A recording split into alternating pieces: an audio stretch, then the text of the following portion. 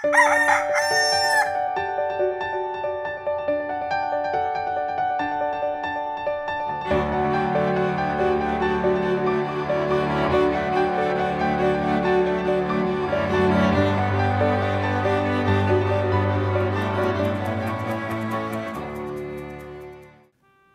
umaga po sa inyong lahat.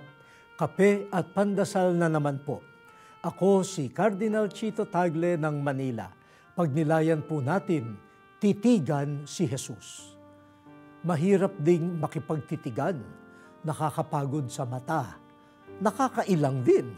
Hindi mo malaman kung ano ang nakikita ng nakatitig sa iyo. At nakakahiya rin kung ano-ano ang nakikita mo sa nakaharap sa iyo.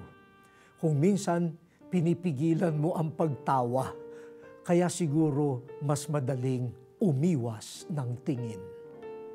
Sa araw ng Pasko, huwag tayong mahiyang tumitig kay Jesus. Mamamangha tayo sa mukha ng Diyos sa anyo ng isang bata.